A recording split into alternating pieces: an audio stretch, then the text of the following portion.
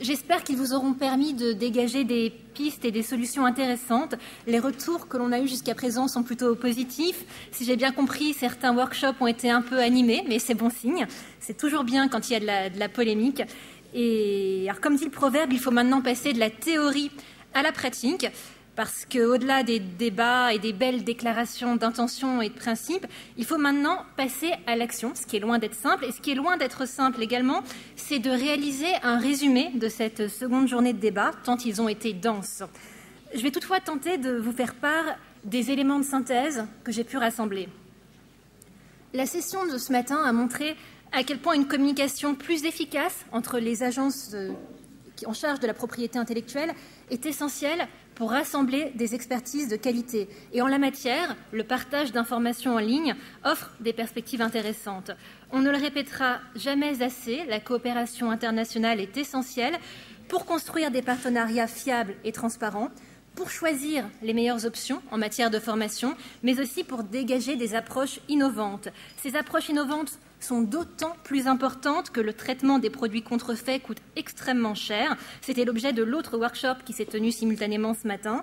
Et on observe finalement des situations extrêmement injustes où des titulaires de droits payent pour la destruction de ces biens, là où d'autres s'enrichissent de manière malhonnête à leurs dépens. Il convient donc d'identifier le rôle de chacun dans la chaîne, ce qui n'est pas vraiment le cas aujourd'hui, du fait des dispositifs légaux en vigueur. Or, une solution qui a été abordée serait de repenser le cadre juridique pour faire bouger les lignes. Comment détruire les produits illicites d'une manière à la fois écologique et socialement responsable? C'était l'objet de la séance plénière de ce matin.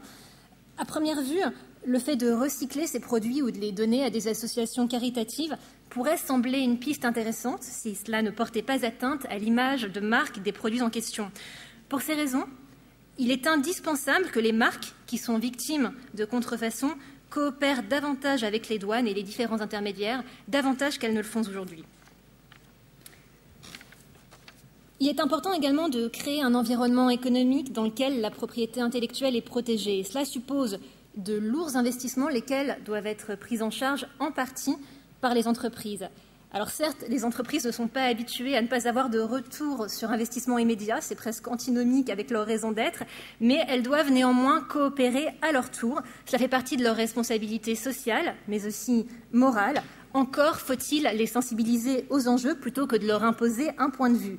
Mais c'est précisément cette coopération entre les sphères publiques et privées qui permettra de faire jaillir des solutions à la fois efficaces et durables.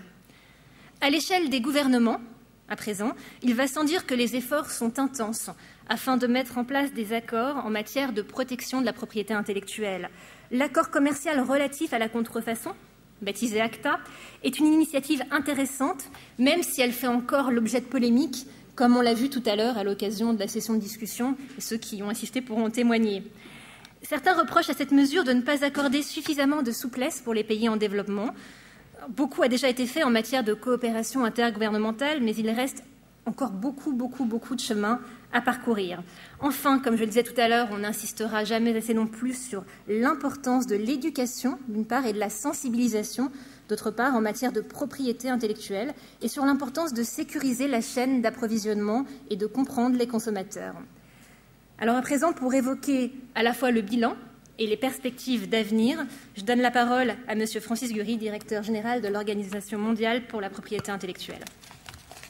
Merci beaucoup, Ariane. Mesdames, Messieurs, je vous souhaite le bonjour de nouveau. On s'approche de la fin. C'est vraiment les dédiés qui restent, les durs qui restent pour la séance de clôture. Je vais demander à chacun de nos intervenants de nous partager le pensée finale. So I'll start, if I may, at the extreme right and ask Mr. Gerhard Bauer from the International Trademark Association to share his final thought with us.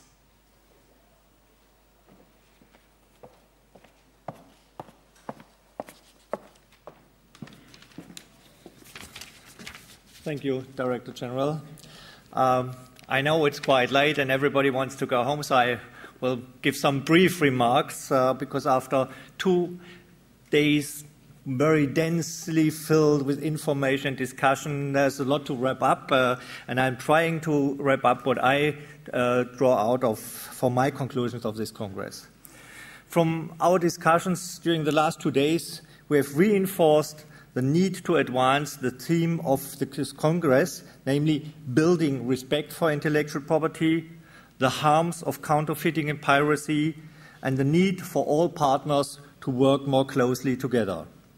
We learned from our distinguished speakers of cases of good practices and solutions that can help us advance our own respective efforts. We also tackled some issues, especially today, such as who is responsible for storage and destruction costs, how can counterfeit goods be destroyed responsibly, and we clarified some misconceptions, I would tell it, about the anti-counterfeiting trade agreement. And yesterday, we talked about how can existing successes in fighting counterfeiting and piracy on the internet be duplicated, and how organizations and governments can better raise public awareness with newly developed tools.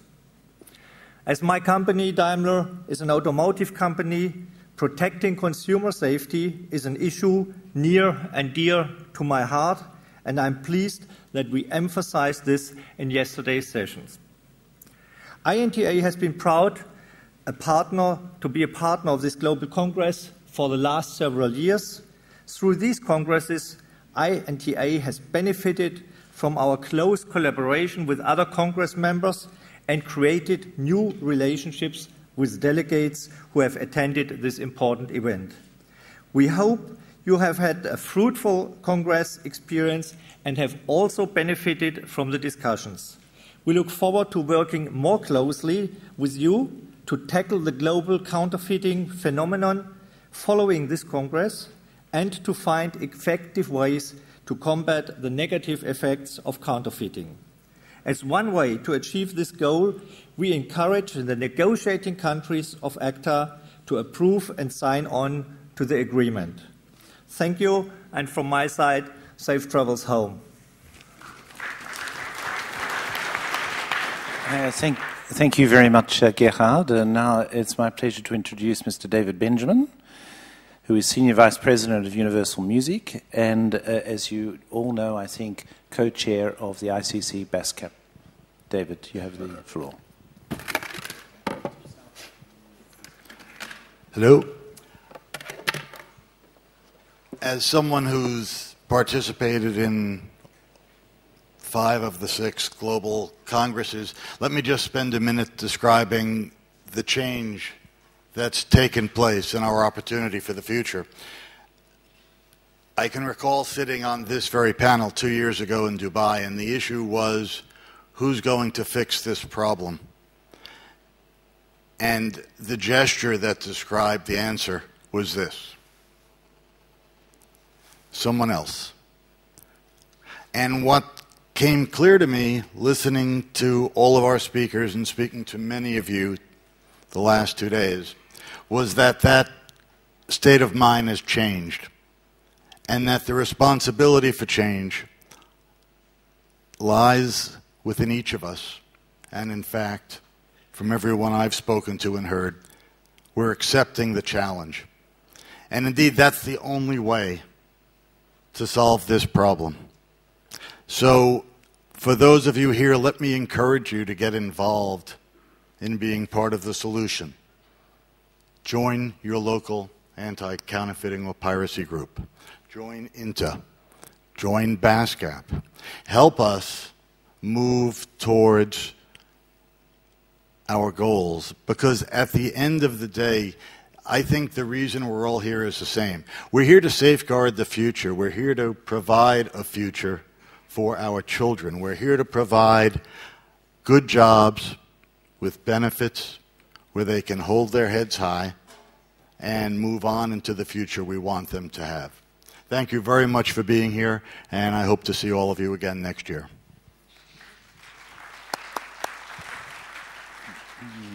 Thank you very much, David. It's now my pleasure to introduce John Newton from Interpol for his final thoughts. Thanks, John. Thank you very much.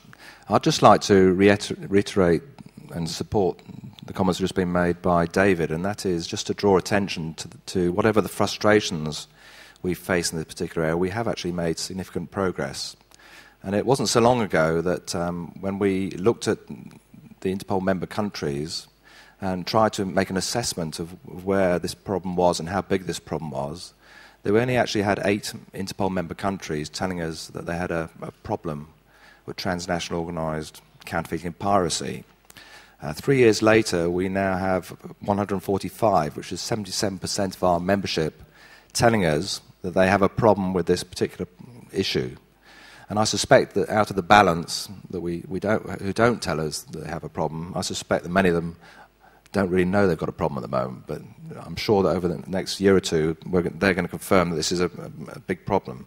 So, and again, of the cases that are reported to us, 48% are transnational, that they involve 2 or more countries, and 12% of all the cases involve other types of criminality.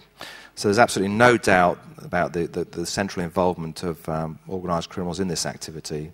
And as a police organisation, I'm sure you'd expect me to reinforce that message. So I'd just like to finish by saying that we have made progress. Interpol and the police community are increasingly committed to this enterprise, this joint enterprise in 2011 and beyond. So we're making progress, but we've got more to do. Thank you.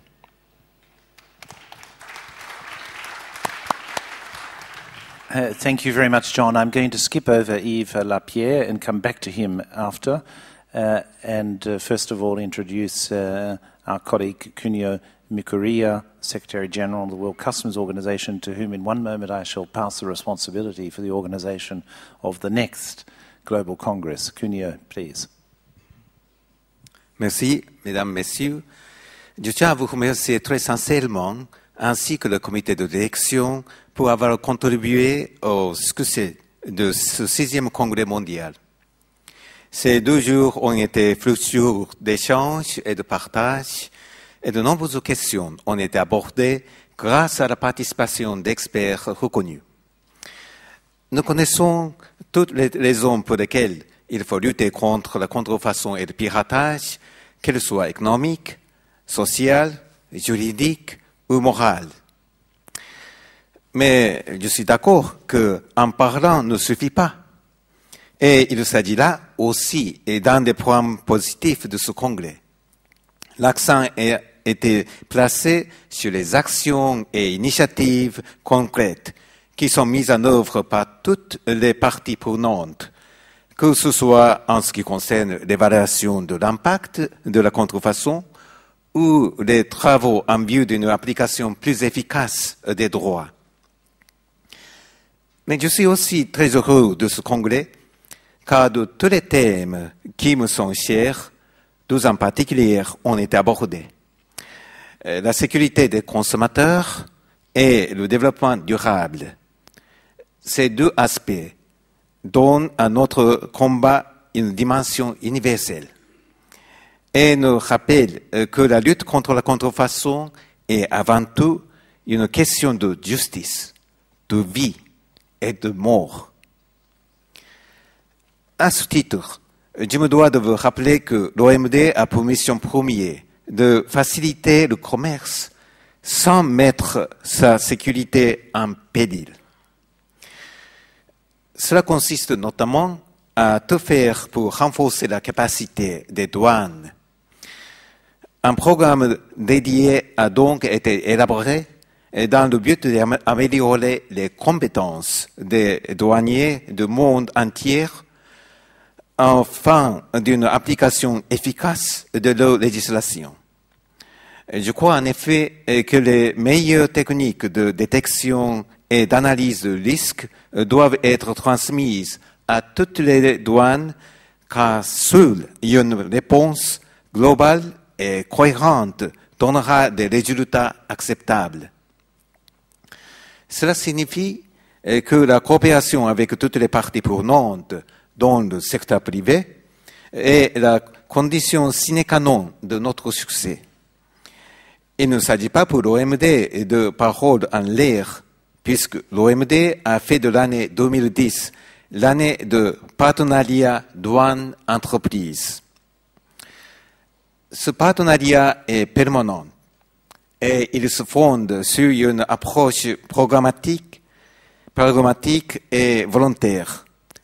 Il a donné naissance à des initiatives concrètes telles que IPM, l'interface entre le public et les membres, et la consultation systématique et institutionnalisée du secteur privé dans le cadre de groupes consultatifs des titulaires de droits. Je tiens d'ailleurs à remercier les entreprises ici présentes, sans lesquelles cela n'aurait pas été possible. Le Congrès mondial est un événement incontournable dans la lutte contre la contrefaçon et le piratage. Nulle part ailleurs, nous n'avons un tel accès à autant de responsables et d'experts. Mais cet événement est aussi ce que vous en faites, ce que nous en faites tous. Nous remportons tous les jours quelques batailles, mais la guerre contre la contrefaçon et le piratage est loin d'être gagnée. Comme je l'ai dit hier, nous devons nous donner les moyens de nos ambitions.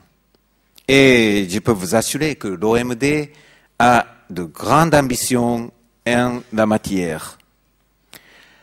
L'une d'elles est d'organiser le prochain congrès mondial et de nous donner la possibilité, une fois encore, de réfléchir ensemble à la meilleure voie à suivre. Et je suis convaincu que nous saurons être à la hauteur des attentes qui sont placées en nous. Il s'agit d'une grande cause, d'une juste cause. Je vous remercie pour votre attention et vous invite déjà maintenant au 7e congrès mondial contre la contrefaçon et le piratage. Merci.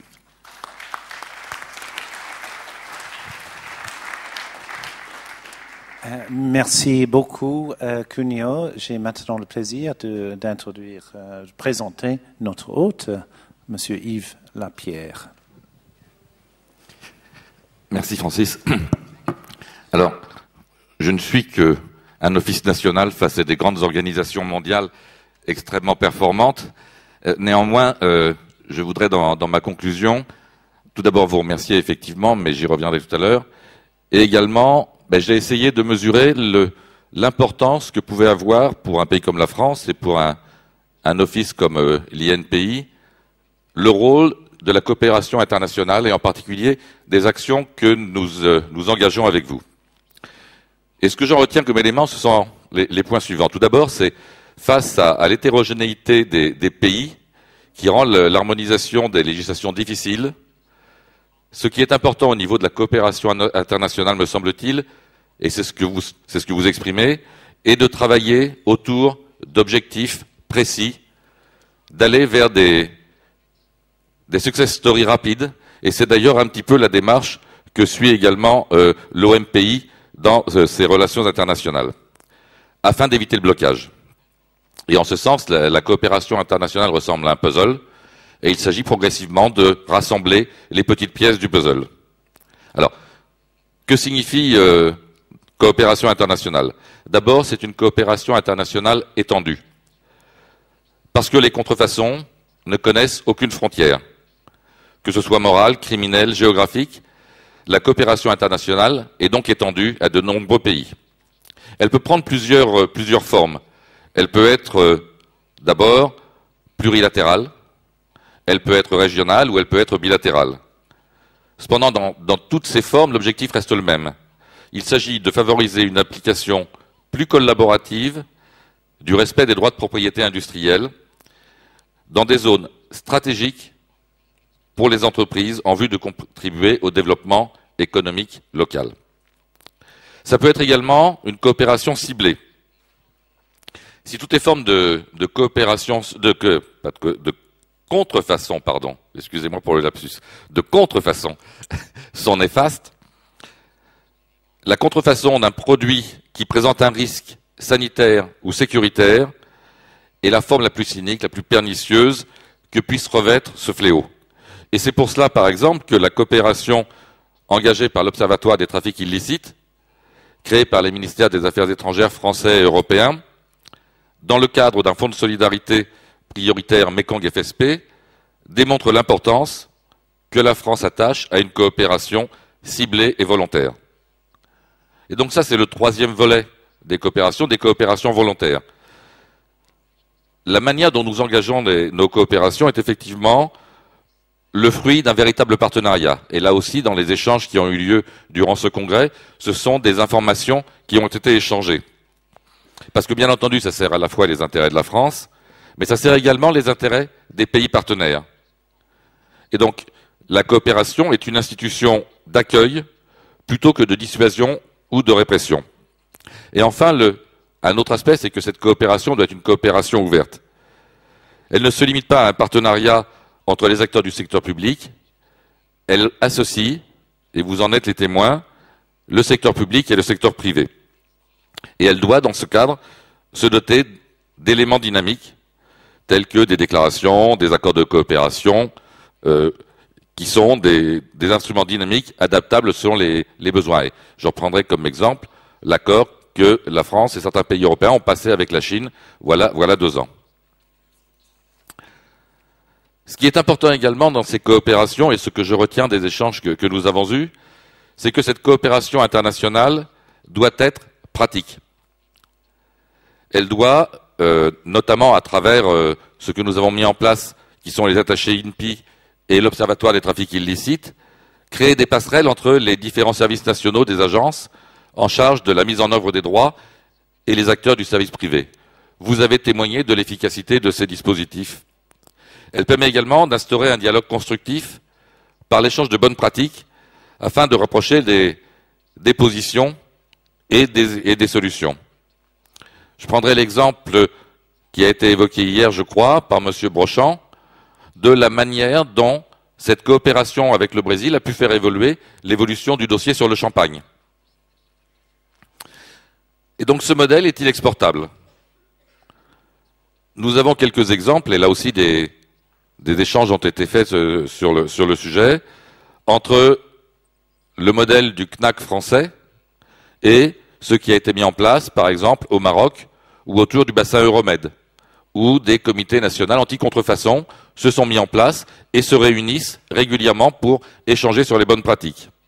Et puis, j'ai peut-être l'ambition ou la prétention, je ne sais, de comparer ce que nous avons mis en place avec ce que l'USPTO est en train de mettre en place avec des attachés USPTO dans les ambassades, ce qui finalement est assez similaire à ce que nous avons mis en place nous-mêmes.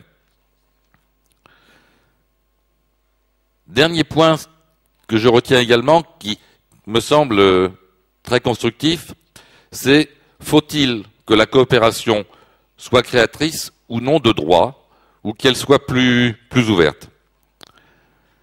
Et donc ce que je retiens des échanges, c'est qu'effectivement les actes atypiques de coopération tels que les déclarations, les règles de conduite, etc., ne sont pas nécessairement assortis d'effets juridiques contraignants. Par contre, l'absence de force juridique ne nuit pas à leur portée. Puisque finalement, et cela avait été dit hier dans la conférence de presse, me semble-t-il, ce qui compte, c'est l'autorité qui attache de la qualité à de tels actes, et cela, ça a un impact au moins aussi important que celui qui découlerait d'engagements beaucoup plus juridiques. La coopération internationale en ce sens est préalable à la formation du droit dur. Elle participe à préparer le terrain, elle a un caractère programmatique qui, me semble-t-il, doit être encouragé. Et donc, pour conclure sur ce panorama de la coopération internationale, je peux vous assurer que je ressors de ce congrès avec la volonté, pour la France et pour l'INPI, de continuer à promouvoir cette approche de coopération, d'être moteur dans cette démarche. Bien entendu, elle s'enrichira de tous les échanges que nous avons eus durant ces 2 jours, ainsi également que des bonnes pratiques qui, dans les mois ou les années à venir, seront mises en place dans nos différents pays ou dans nos différentes organisations. Donc, le bilan pour moi de ce congrès est indiscutablement le courage que nous allons avoir de continuer et de poursuivre cette démarche pour la lutte contre la contrefaçon. Alors maintenant, je voudrais venir à des choses beaucoup plus terre à terre et vous faire un peu un bilan très succinct, finalement, du succès tel que perçu de cette conférence.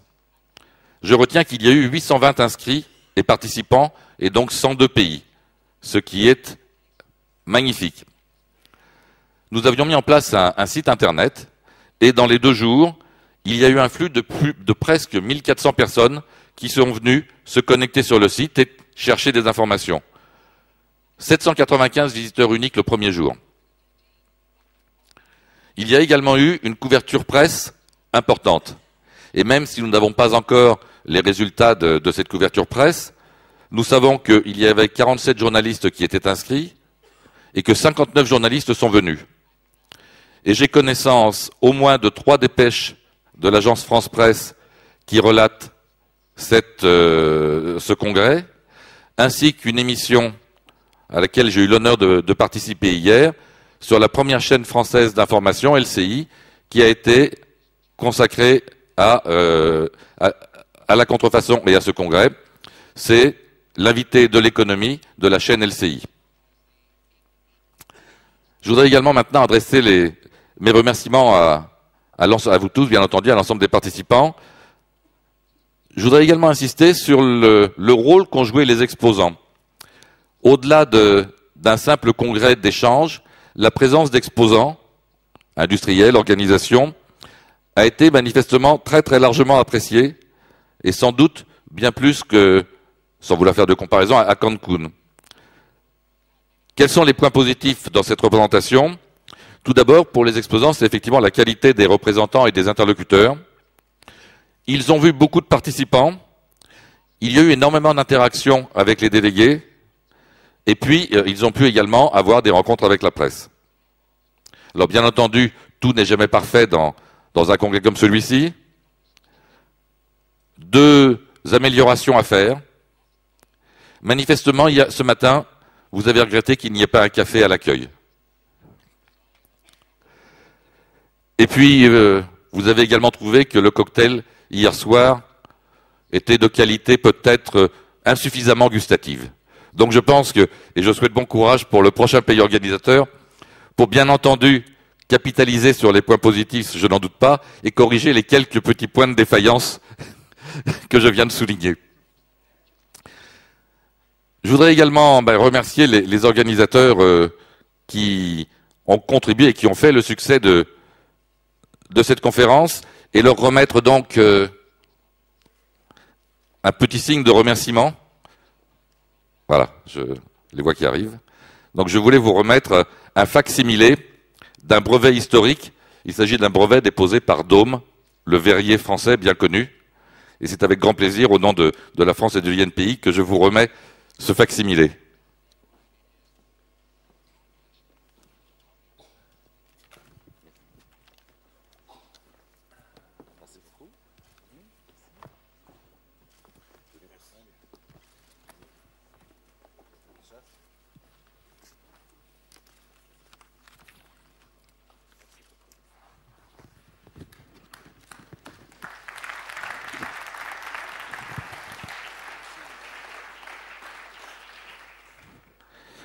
Je voudrais remercier également le haut patronage de Madame Claudia Ingray qui nous a fait l'honneur d'être parmi nous demain. Et enfin, je voudrais remercier l'ensemble des organisateurs et en particulier la Fondation de la Villette qui a contribué de manière absolument exceptionnelle à la réussite de ce congrès. Et puis adresser tous mes remerciements personnels et au nom des organisateurs, bien entendu au steering group, et puis à l'équipe de l'INPI qui, pendant quelques journées, se sont acharnés à faire de cette conférence une réussite. Merci beaucoup.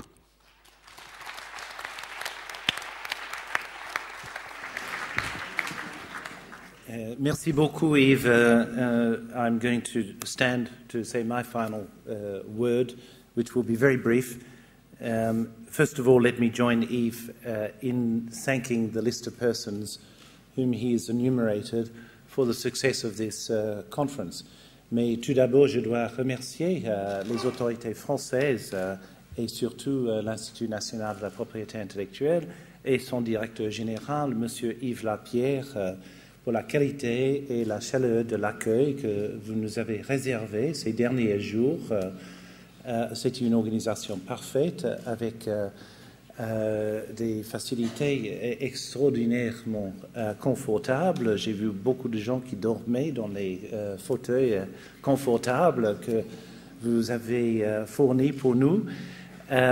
And I should also like to thank the other organisers, first of all, of course, our colleagues in the World Customs Organization and Interpol for this very good cooperation which has gone on for quite a number of years now. Yves has mentioned all of the persons who should be mentioned. I should like to add to, of course, the thanks to the many persons who have spoken over the last couple of days. In particular, my thanks to my own colleagues. Under Christian Wishart, Deputy Director General for Global Issues at WIPO, and there are many of my colleagues who have been involved in the organisation over months, really, of this Global Congress. And let me mention, if I may, just one in particular, and that is the indefatigable Louise von Greunen, who is the Director of our Enforcement Division and who is an extremely tenacious person, let me tell you, if you ever happen to disagree with her, and who has done a wonderful job, a really wonderful job in putting together this Global Congress. So my thanks in particular to my colleagues.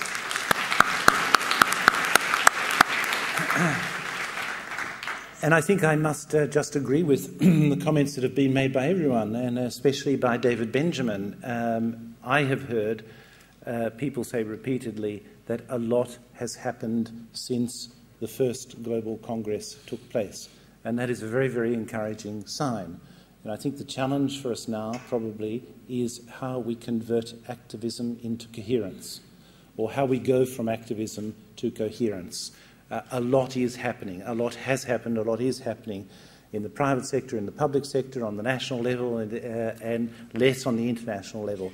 How do we assure coherence now in relation to a response to this very, very complex but important and pressing challenge? And that challenge I will leave in particular to our colleague Kunio Mikuria, Secretary General of the World Customs Organization, to whom I now pass the responsibility for the organization of the next Global Congress. And my final word of thanks is, of course, to Ariane Waffelin. Et je lui remercie surtout pour... elle va profiter d'un brevet d'invention aussi, d'un facsimilé.